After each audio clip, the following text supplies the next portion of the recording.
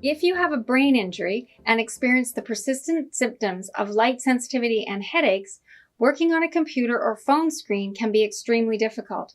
Just looking at a screen can make symptoms worse and often hold you back from returning to school or work.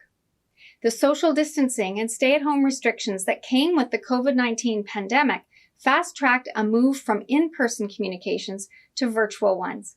Companies have set up their employees to work from home, and many have stated that moving forward, they might keep it this way for a large percentage of their workforce.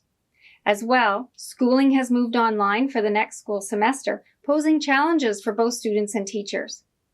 And while restrictions on social interactions have been lifted, people will likely continue to have Zoom gatherings now that they are used to it.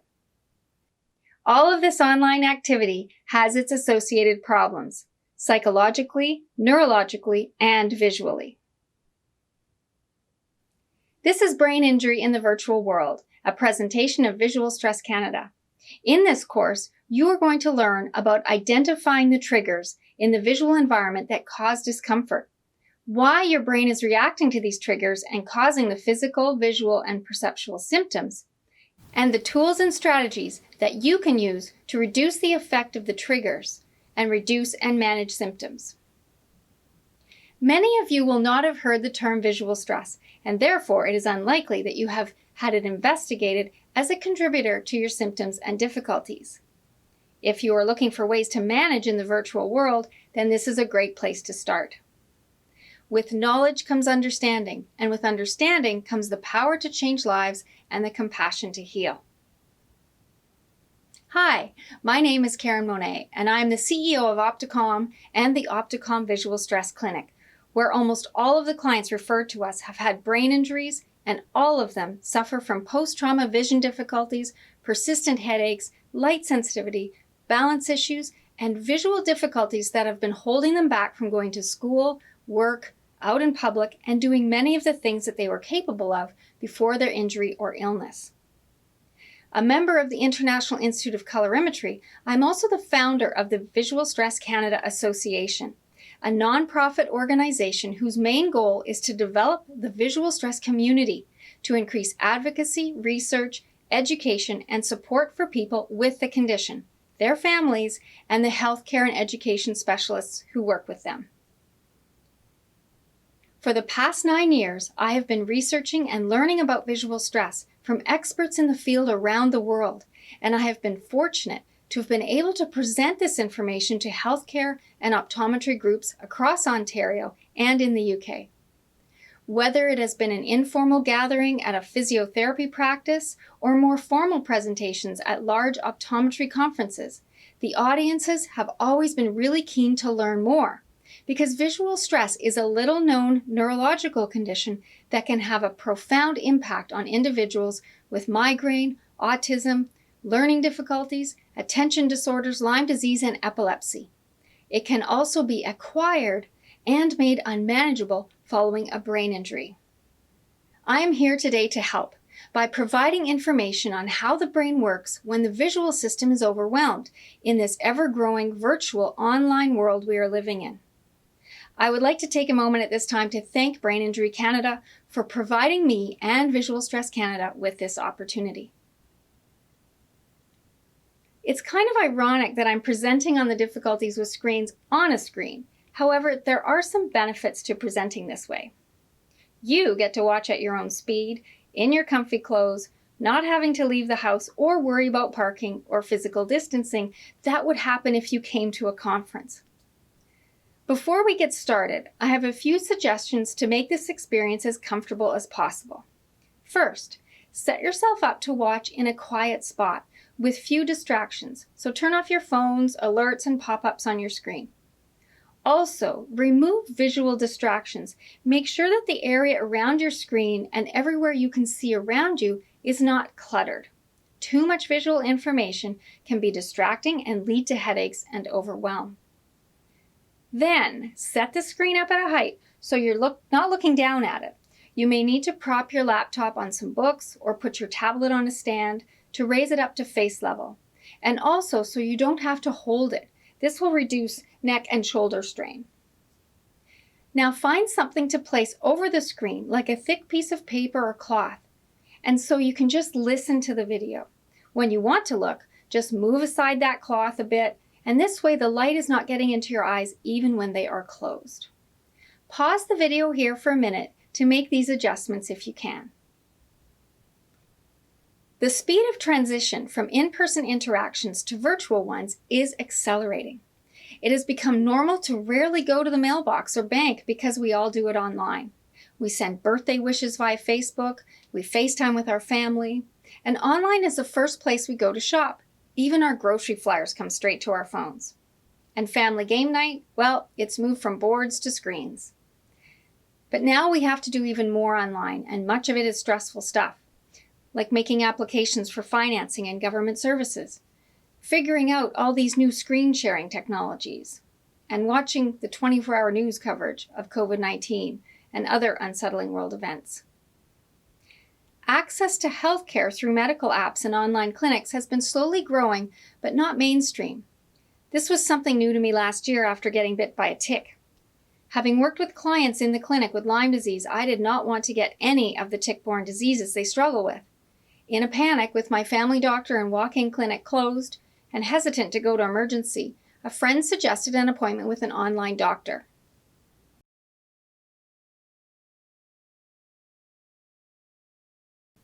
With COVID-19, healthcare providers from all specialties have had to adapt their service model to see patients via Zoom and other on-screen apps. I was helping a post-concussion client recently on the phone, and she shared with me some of her frustrations with this. She said that, while it was tiring to drive to appointments, wait in bright waiting rooms, and do the work in an open and often noisy clinic environment, she felt done for the day after just 5 minutes on a Zoom meeting with her rehab therapist. An article from National Geographic came into me recently via email, and it highlighted something they called Zoom fatigue. And it makes a lot of sense to me after the few Zoom meetings I've been on. Even for people without already compromised brain capacity, Zoom fatigue is real. The article goes on to explain how virtual interactions can be extremely hard on the brain because we are missing out on the nonverbal cues that we use to create a full understanding of the conversation. Without these cues, we have to focus so hard on what is being said that we are quickly mentally drained. Add a multiple of faces and it can be impossible to decode so many people at once. This multitasking can lead to overwhelm and exhaustion. I'll drop a link to the full article in the Visual Stress Canada Association's website, visualstress.ca.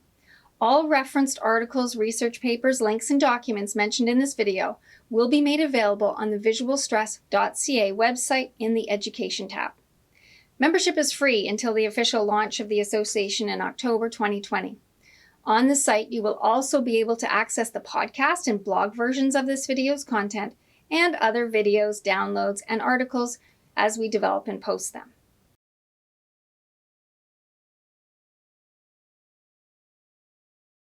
In order to understand how visual information triggers the brain and the resulting symptoms you experience, it is important to understand the visual system. The visual system is very complex. In the very simplest of terms, the eye receives visible light, where it is converted into a molecular signal that travels along a complex neural channel to reach the visual cortex. In this visual cortex is where information is identified, categorized, and assessed to build a representation of the surrounding environment. What is it that we're seeing, including the distance between things, their motion, colors, and more? Separate from this sensory process is the psychological process of visual perception. If the visual cortex is agitated by the visual information we are feeding it through our eyes, then this process is negatively impacted, and our perception of our environment can be altered. This agitated reaction is referred to in research as cortical hyperexcitability. The stress leads to an excess of blood rushing to the area, which can interfere with the identification, categorization, and assessment of what it is that we're seeing. This is where most of the complaints from our clients come from. Their brains are overwhelmed by information that it cannot tolerate, and the symptoms of pain, pressure, nausea, balance problems, reading and concentration difficulties, perceived movement, and hypersensitivities to light are all because the brain is no longer working efficiently and is under stress. You may be able to relate to this feeling of heat, the pressure and pain here at the back of the head. This is visual stress. Visual stress is made worse with too much screen time, too much near time, and too much indoor time.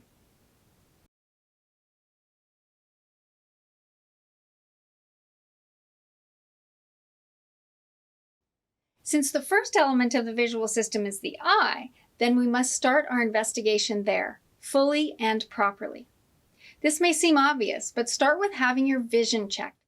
There are a few things that change with your vision when you have suffered a head injury, brain injury, or even sometimes whiplash. So it is very important to have a full vision assessment following an injury of this type. This is even if you have had your eyes checked just before your accident. We've had many clients in this situation where they've just picked up their new prescription glasses and shortly after were in an accident or received a concussion. It doesn't matter how close to your injury you had your eyes tested. Once you have injured your brain, the visual system may have changed. These are a few things that our clients have experienced, and you may also have experienced these as well. So one was the prescription changes, and unfortunately it may change a few times as your visual system adjusts to the injury. Your eye care provider can help you address your vision changes. Make sure to ask them about this and go back to your optometrist to review any changes or discomfort you are feeling. Secondly, your old glasses may be too difficult to wear. If you have bifocals or multifocal lenses, you may not be able to wear them anymore. The way the prescription transitions through the lens may be now too difficult for your brain to manage. And thirdly, the blue blocking, the yellowish tint that you may have purchased for computer use, or the anti-reflective coating to reduce glare may no longer be comfortable. And if you've had your glasses tinted, this may not work anymore, or the tint of your sunglasses may not be the right tint for you. These points demonstrate that the glasses that worked before your injury may not be right for you now, and they may be contributing to your vision difficulties. Make sure to get a full vision assessment to investigate these and other post-trauma vision changes.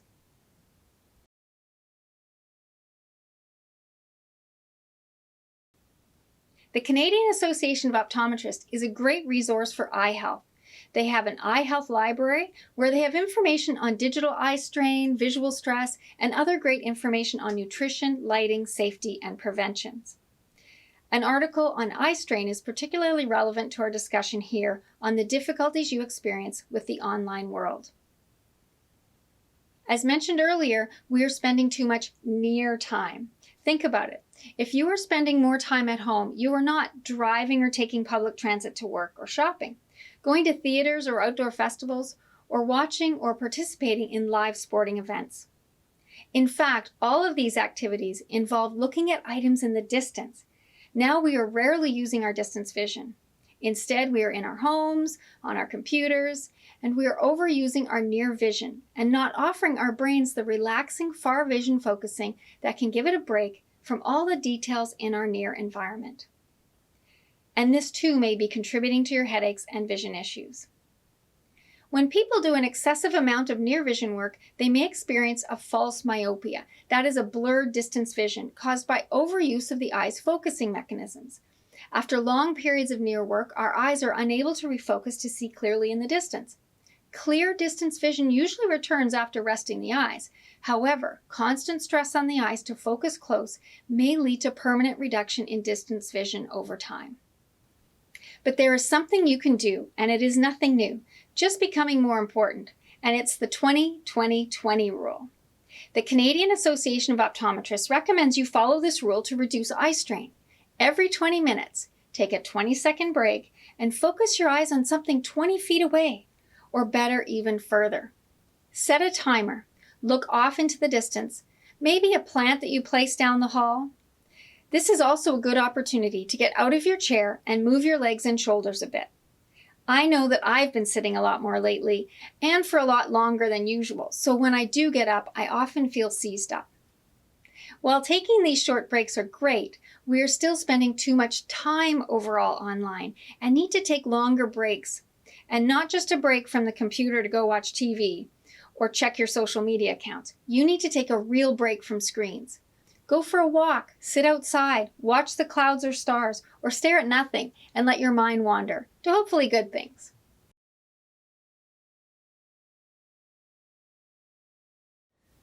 You're probably familiar with the term ergonomics. This term likely brings to mind special chairs and the setup of a workstation. Well, ergonomics is basically the study and management of the body and how it interacts with the physical environment. Workplace ergonomics identifies best practices for the way your chair, desk, keyboard, mouse, and screen should be set up to reduce injury and improve comfort. This is especially important now with all the extra time spent at our computers. This is what I was getting at the beginning of the video when I offered suggestions for setting up your screen to view this video. I won't be going into more detail on physical ergonomics here and suggest you take a look at the recommendations for workstation setup if you haven't already.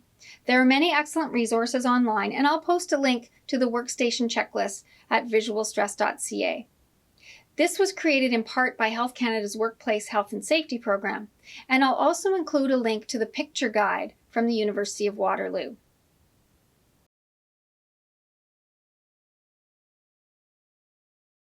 What I want to talk to you about is really visual ergonomics. That is the understanding of human visual processes and the interactions between humans and their visual environment.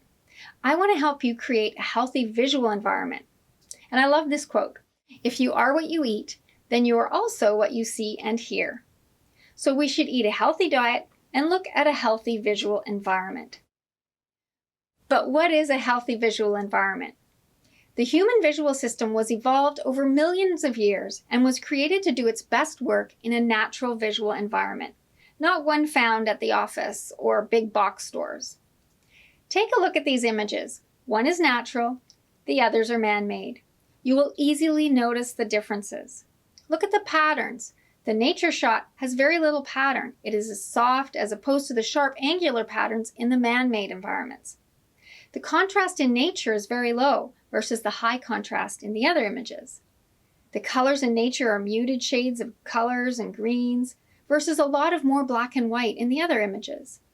And while these are not videos, you can also see the pace of the movement, slow and meandering, and indirect versus high speed in the other. And you know the difference in the light, natural light versus fluorescent. Patterns, contrast, light, glare, movement, and flicker are the key triggers to visual stress and the main source of your discomfort from screens.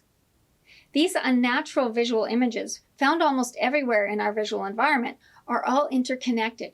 You don't usually get one without the other. Fluorescent lights flicker. Text is a high contrast pattern and moves on the screen when you scroll. The screen itself is a light that flashes as it refreshes. Video ads and other pop-ups are colorful and flash on your screen.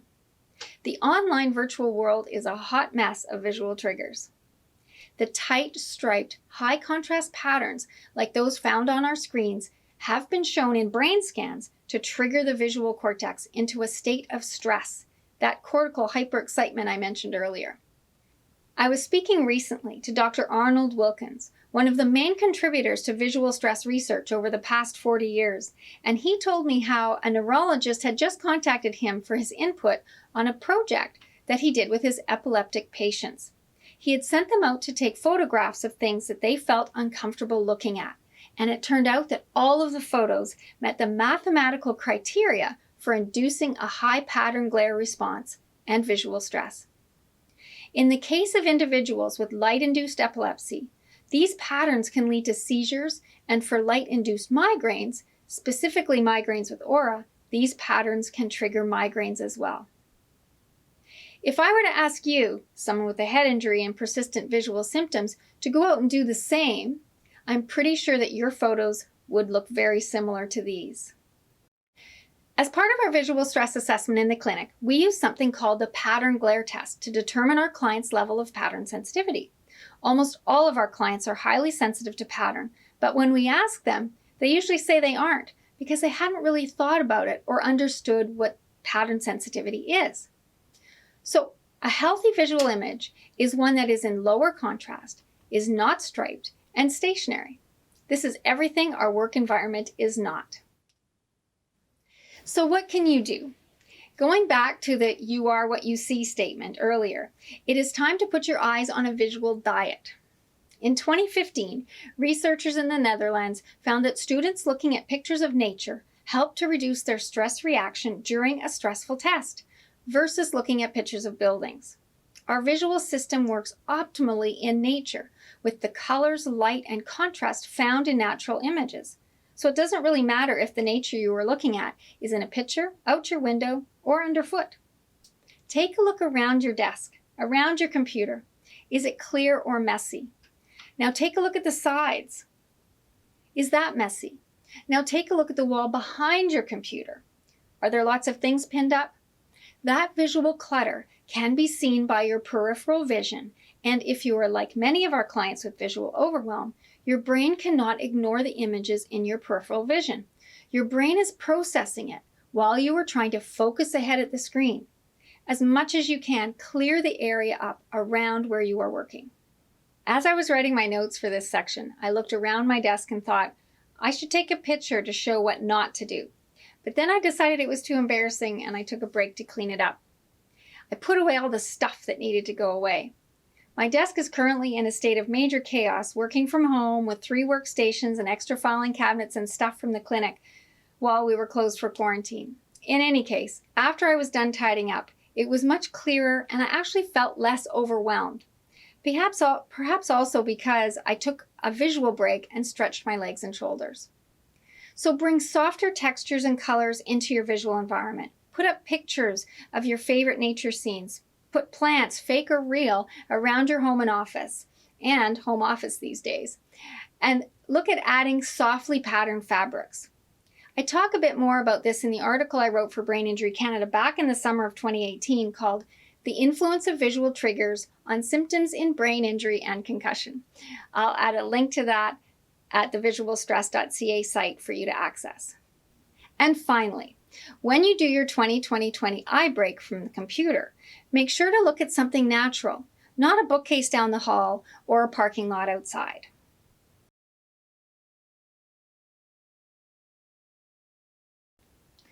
Now let's move on to screen intolerance.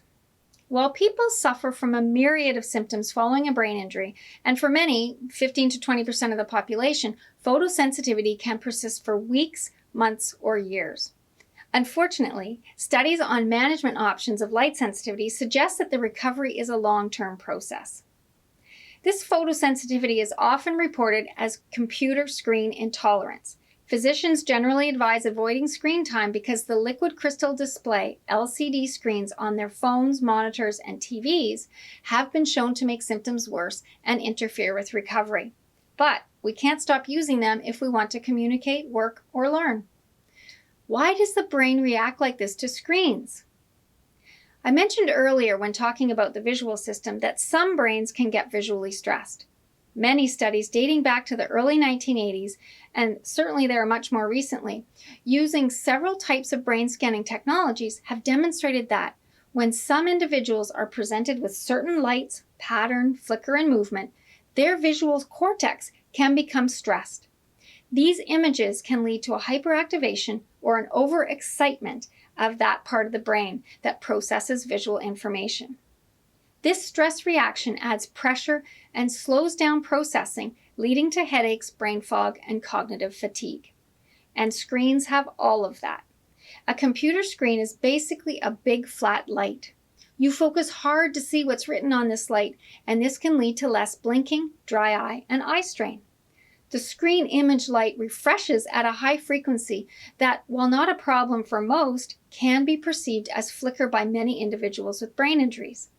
This flickering makes it difficult to fuse the image, so the information getting to the brain is incomplete and out of order. Add to this, the movement and changing of ads and scrolling of text adds to the flicker. So it's no surprise that you feel nauseous, tired, sore, and frustrated when working on your screen. So what can we do to your screen? Well, first, knowing that the triggers are light and color, pattern and contrast, and flicker and movement allows us to identify and remove alter or manage the triggers so symptoms are reduced and you have more cognitive dollars to spend on screen time or other things that you'd like to do with your day. So let's start with changing light and color. First of all, there's brightness. I'm pretty sure most of you have already done this. You can reduce the brightness, the overall amount of this light that the screen emits, by adjusting the display settings. However, I would like to warn you, while you may be tempted to dim the screen brightness substantially, if you do so, you may end up creating another problem. You will now have to strain to see if it's too dark. This is the same as wearing dark sunglasses inside. You block the painful light, but now you have to strain to see. Or you have to take the glasses on and off to read labels, and this flicking on and off of the bright light can contribute to your discomfort. At your computer station, make sure the light around the screen is of similar intensity to the light on your screen. I personally use a task light that I can dim to 4 different levels with a remote control. I go from bright when the sun is shining in the room to dimmer at night to match the room light and my screen brightness. This makes it a lot easier for me to work on the computer for longer periods of time. Changing the color. Before we get into changing the screen color, I need to talk to you a little bit about light. The light we see around us from our lamps, it's not just white. It is a combination of colors that make it white. We're all familiar with the prism image. The prism image shows how light comes in and separates it into color elements. The visual light spectrum is the section of electromagnetic waves between infrared and ultraviolet that can be captured by the light-sensitive cones in the retina at the back of our eyes. These cones are sensitive to the series of wavelengths from about 400 to 700 nanometers. Each section of the area corresponds to a visible color. So, for example, yellow wavelengths fall around 580 nanometers. People with light sensitivity may only be sensitive to one section of these wavelengths, but which ones?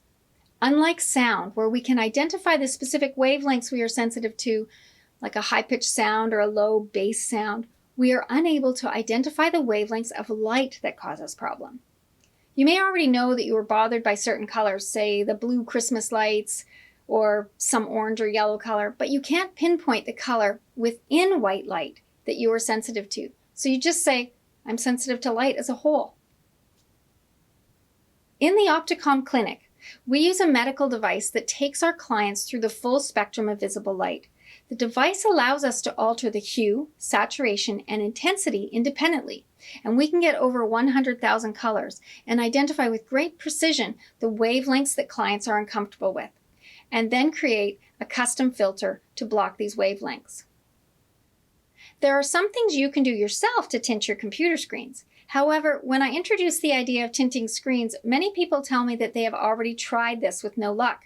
Most of the time, they are referring to programs like Flux that changes their screens from the warm yellowy orange tones to the cool blue tones to match daylight and evening light. These warm, cool colors may not be optimal for your post-concussion brain, so you may think, I've tried that, but it just made it worse. Your best color may be something entirely different, like turquoise or purple. What I'm referring to when I say screen tinting is a full range of color options. Screen tinting software allows you to tint the screen a custom color. This software gives you 10 preset colors to choose from that you can further customize to meet your needs. You have the option of setting up a reading ruler connected to your mouse or a solid overlay that sits on your screen wherever you locate it. This is not connected to your mouse and can be made to cover the whole screen or stretched across multiple monitors. For many years, programmers have been trying to get phone manufacturers to allow them to program apps that allow the user to tint the screen. These sort of worked on Android but never worked on Apple products until just a few years ago when Apple introduced color filters in their latest operating system, iOS 10. The feature is available in their Accessibility Display Accommodations area and is called Color Filters. When turned on, you are able to go through a full spectrum of colors to find what is comfortable and then set your phone, tablet, or monitor screen tint to that color.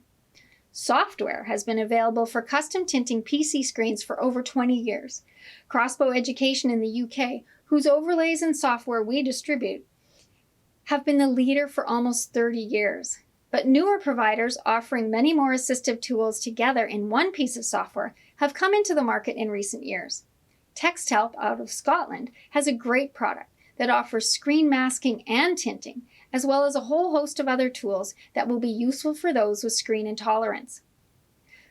Both tinting the screen and masking the amount of light on the screen that is visible will help to reduce the triggers and in turn make the screen less difficult to look at and improve tracking and comfort. Now on to the triggers of contrast and patterns. I spoke earlier about pattern sensitivity and how it is triggering the visual area of the brain's stress response. Well, I'm sure that you'll be interested to learn that the pattern of text on the page is the worst of the patterns. Not only is the line of black text running horizontally bad, it's also the vertical lines of all the letters. You may have already noticed that you like some fonts better than others. And there are serif fonts with the curled ends like Times New Roman and the sans serif fonts like Arial. And there's a mathematical formula to determine what font shape makes the fewest trigger patterns. Research released this March from a School of Psychology and Neuroscience in Scotland found that the speed and comfort of reading can be determined by the shape and size of the font. One of the lead researchers, Arnold Wilkins, shared with me early on in the study that the Google Open Sans font appeared to be the front runner for reading speed and comfort. Because of this, we use the Google Open Sans font when updating our Opticalm website and for the new Visual Stress Canada site. It is especially designed for legibility across print, web, and mobile interfaces, and if it's not ready on your font options, it's free to download. Aside from the font, the text printed across the page creates a pattern. The standard font size and spacing of most printed documents creates a pattern that has been shown to be equal to that triggers discomfort when tested for neurological response in patients, and it has been shown to create visual stress. Researchers have used functional MRIs and other brain scanning equipment to demonstrate that these patterns induce that hyperexcitement and a large hemodynamic response in the visual cortex. That is, a large blood flow reaction to the visual area of the brain. They noted that this response is abnormally large in individuals with migraine, who are particularly susceptible to pattern glare. The same is known now for individuals with brain injuries and other neurological and neurodevelopmental diagnoses. So how can you change this pattern? The pattern can be changed by altering the size of the text and the line spacing and the font, which we have already suggested you use Open Sans. To find out what works best for you, open a Word document and try out pages of text in the Open Sans font. Make each page a different font size with different line spacing so you can compare them and find out which is more comfortable for you. Larger fonts and line spacing changes the reading material from the tighter spacing that creates the unpleasant striped pattern.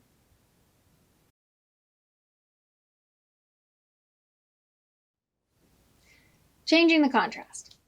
The contrast of dark black text on bright white paper or screens can trigger discomfort for many with post-trauma vision difficulties. You can start by reducing the saturation of the black text, trying out different levels of gray. While you may be inclined to reduce the contrast with your screen settings, be careful not to reduce it too much, as you may now have to strain to see the letters. Some find night mode is easier for them, and fortunately, more and more apps and software tools are adding this dark mode to their screen options. But before you adjust your contrast, try changing the screen color first with the filters mentioned earlier. This will change the contrast of the black text and the background, and may allow you to increase the clarity without losing visibility. Another option is to change the screen entirely. This is one way to get rid of the flicker and movement of the screen.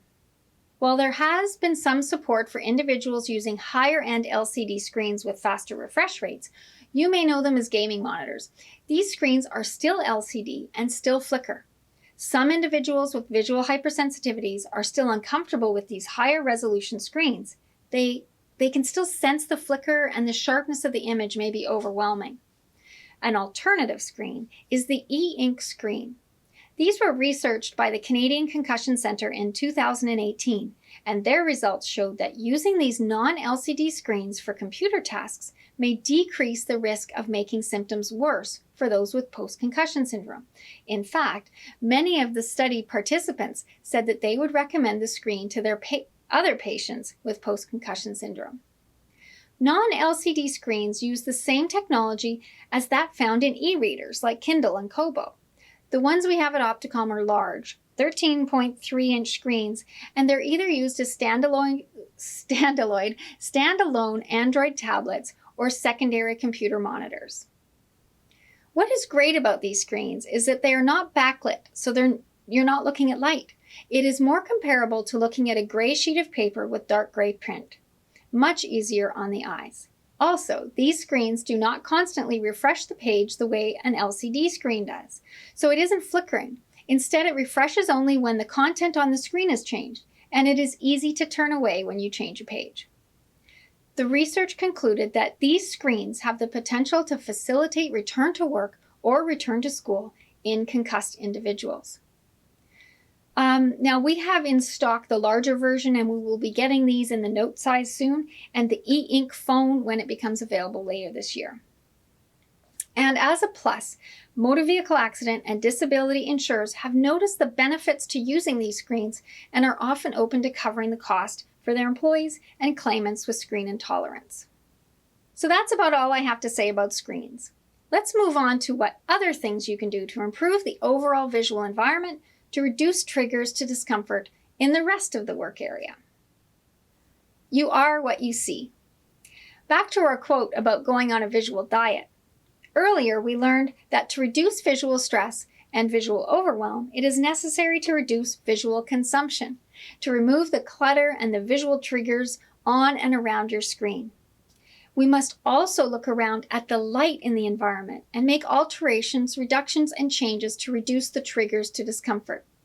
The more we can reduce the triggers, the more tolerance you will have for the rest of your visual environment, and the easier it will be to cope for longer. It's not just about the stuff you see, it's also about the light you see with. Artificial light has characteristics that can trigger discomfort in individuals with brain injuries and other neurological difficulties such as migraine and autism. While we want to use less artificial light, we still need light when sunlight isn't available. Finding the best artificial light for you is important, and it is not the same for everybody. Firstly, no more fluorescent light. It is not good for your eyes. You may have thought compact fluorescent bulbs were the most environmentally friendly option and replaced all your incandescent bulbs with them a few years back. Well, they are fluorescent, and if you have light sensitivity and/or visual stress, they are very likely adding to your discomfort. I'll include some papers on the health problems associated with fluorescent lights with the rest of the links at visualstress.ca. So you need to pick the right light. You may have also put in the energy-efficient LED bulbs. Some of our customers say that these are worse than fluorescents. So take a look at the color of the bulbs. They may be white, but are they warm white or cool white? What wattage equivalent are they? The LED bulbs may be too bright or the wrong color temperature. And a warning, get good quality bulbs. Some of the cheaper versions do not have the same controls and may flicker, causing problems for you again. Look into replacing your bright white LED with a warm light, and preferably one that you can adjust the color temperature, warm to cool, and the illuminance, or the brightness, with a phone app or a remote. Many of our clients often prefer the remote option as it doesn't need a phone to operate. Even better, replace with an LED bulb that allows for color changing and dimming. That's what I use at my desk. It's actually shades of white, but I also can change it to colors. Research conducted by Philips found that allowing patients to select the color of light in their hospital room led to improved sleep and mood, and reduced depression and length of stay in the hospital environment. This left patients happier, and even the nurses commented on how they too enjoyed the more comfortable lighting. This work was carried out before they launched their hue-colored light system to the general public. And my last suggestion for today is to get a prescription for nature. Get out of the virtual world and into the real world, at least once a day. In snow, sleet, rain, or shine, get some fresh air, natural light, distance focusing, natural colors, and all the good things for your visual system. It's starving for it. Feed it some nature. We know that activity, especially outdoor activity, is good for us. But what is most staggering is how good it is for our brains. National Geographic published a great article in 2016 titled, "This is Your Brain on Nature," where they referenced many research papers on the benefits of nature on the brain, stating, "When we get closer to nature, we do our overstressed brains a favor." A University of London journal reports that exposure to nature may engage networks of the brain important for peak psychosocial health. During a hike or exposure to natural stimuli, the mind appears more able to enter a calmer state of introspection and mind wandering, engaging these important brain networks. However, they also showed that these networks are disrupted by multimedia use. I'm not surprised. The Global Wellness Summit released The Future of Wellness 2020 with a full section on prescribing nature. There is enough science about the health benefits of nature to get the attention of the medical profession. Nature as medicine. Nature Conservancy Canada published an article on prescribing nature in their fall 2019 magazine. In it, they highlight the activities of Vancouver family physician Dr. Melissa Lem, who wrote her first prescription for nature in 2009. She is an advocate for nature prescriptions and has prescribed time in nature for depression, stress, attention disorders, and concussions. Healthcare professionals everywhere in Canada and around the world are now essentially medicalizing nature by writing prescriptions for walks in parks. While researching for this video, I came across a podcast, Brain on Nature, where Sarah Allely shares her story and credits nature for helping her recover from her mild traumatic brain injury. If you haven't listened to it, I suggest you do. I'll post the link to her podcast with the rest of the material on the visualstress.ca website. Now, this has been a lot of information, I know, and I hope that you have a chance to get through it all and make it to this point. The great thing about this video and recorded content in general is that you can take your time to digest it and rewatch it. One thing I kept myself busy with while the clinic was closed for the quarantine was setting up my studio and learning how to do videos and podcasts. I want to be able to reach more than just one person at a time. And media like this, videos, podcasts, and blogs, will enable me to reach many more of you with this valuable information. So please go to visualstress.ca in the education area to access the videos, blogs, and podcasts, and the notes to revisit at your own pace. If you join the association and subscribe to the podcast, you will get notified as new content is added. Now, the new content I'm thinking of including will be interviews with brain injury survivors, healthcare providers that work with people recovering from them, researchers, and more detail on topics like these discussed here today. Because this was not a live webinar, there is no chance to do a Q&A session, but I would really appreciate hearing from you. Please contact me with questions or suggestions for topics to cover or ways to improve. You can reach me at karen@visualstress.ca. You can also go to YouTube and check out my Concussions Anonymous channel. We have about 10, 15 or so minute videos that you might also find helpful. And visit opticalm.ca for a wealth of information. Do a self-test and find many of the products mentioned during the video. Thank you for your time. And again, thank you to Brain Injury Canada for this opportunity. On behalf of my team at Opticalm and Visual Stress Canada, we wish you all the best for a strong recovery and a wonderful life.